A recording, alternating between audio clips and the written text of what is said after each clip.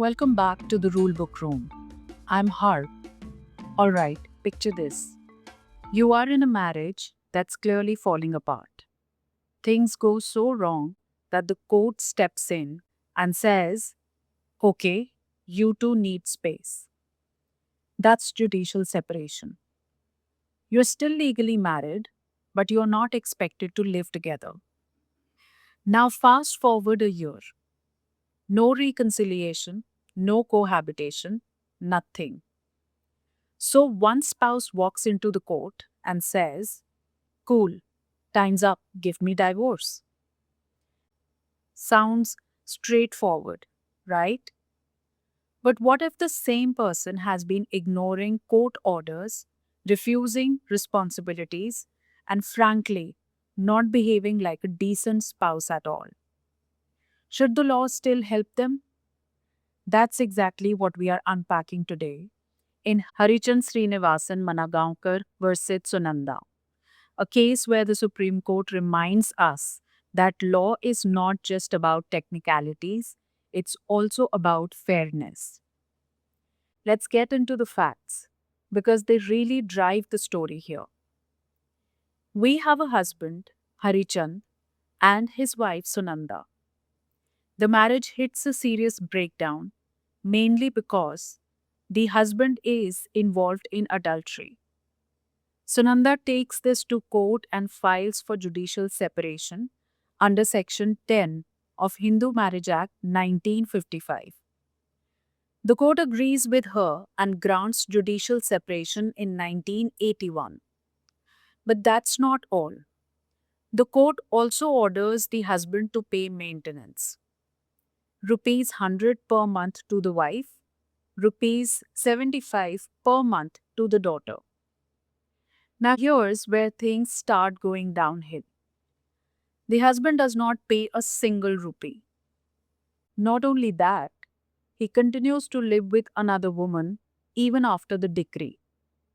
So essentially, he ignores the court, ignores his family, and makes no efforts to fix the marriage. Now, fast forward to 1983. The same husband files for divorce under Section 13, subsection 1A, clause 1. Now let's pause and understand this provision. Section 13, subsection 1A, clause 1 says that either party can seek divorce if there has been no resumption of cohabitation for 1 year after a decree of judicial separation. So technically, the husband checks the box. 1 year has passed, no cohabitation. And he walks into the court saying, I qualify, give me divorce. But the wife Sunanda pushes back hard. She argues, wait a second, this man hasn't paid maintenance. He's still living in adultery. He's done nothing to reconcile, and now he wants divorce? He's trying to benefit from his own wrongdoing. And that brings us to the core legal issue. Can a spouse be denied divorce under Section 13, subsection 1A, because they are taking advantage of their own wrong under Section 23, subsection 1, clause A? Now let's break down the legal framework.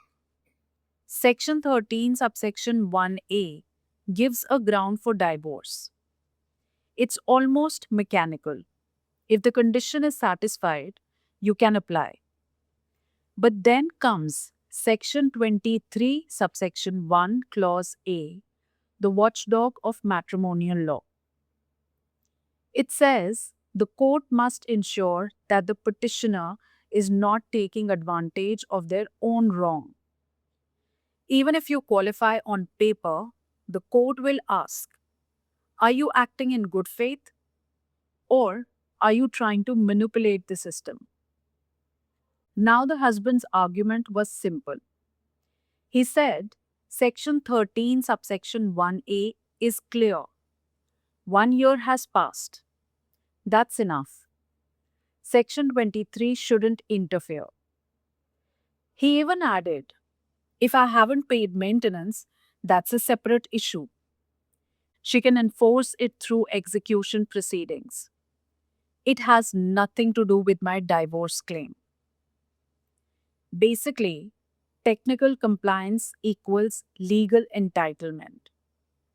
But the Supreme Court was not convinced. The court said something very important. Section 13, subsection 1A does not create an absolute right to divorce. It only gives you the right to apply, not the right to automatically win. Why? Because Section 23 applies to all proceedings under the Act. So the court must always check, is the petitioner guilty of misconduct? Are they trying to benefit from their own wrong? Now let's talk about what counts as a wrong. The court made it clear, not every small or trivial act is a wrong under Section 23. It must be serious, meaningful, connected to the situation. And in this case, the husband refused to pay maintenance, continued living in adultery, made zero effort to reconcile. The court said this is not minor misconduct. This is serious, deliberate wrongdoing.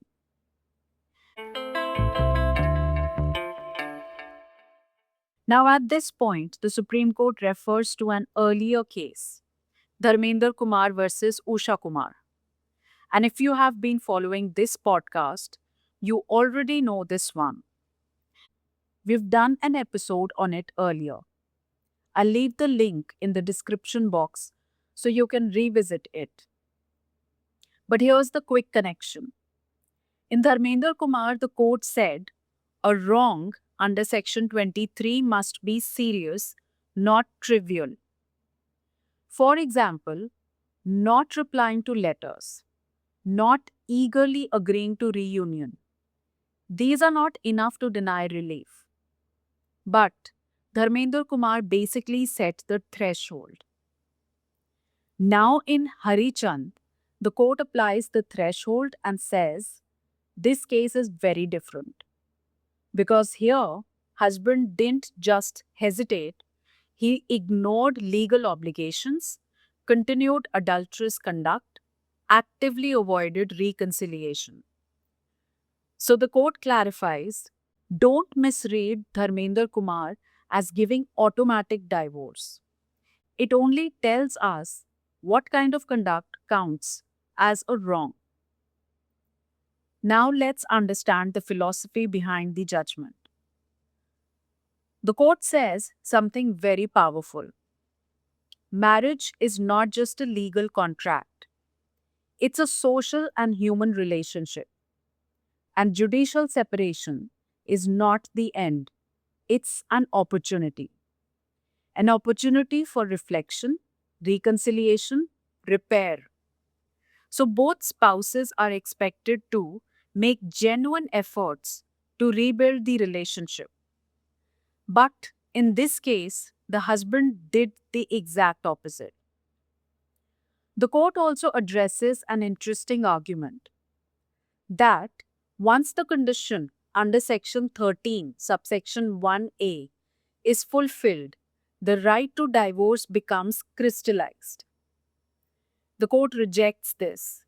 It says there is no vested right to divorce.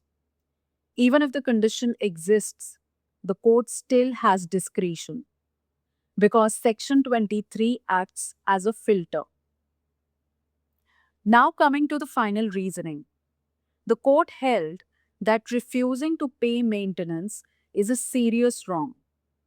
Continuing adultery is a continuing wrong. These actions prevent reconciliation, and the husband is clearly trying to benefit from his own misconduct. So, granting divorce in such a situation would be like rewarding bad behavior. And the court was not willing to do that. So, the final judgment? The husband's appeal is dismissed, divorce is denied, and High Court's decision is upheld. Now let's take a step back and look at the key takeaways. First, fulfilling a statutory condition does not guarantee relief. Second, Section 23 ensures fairness, it prevents misuse of the law.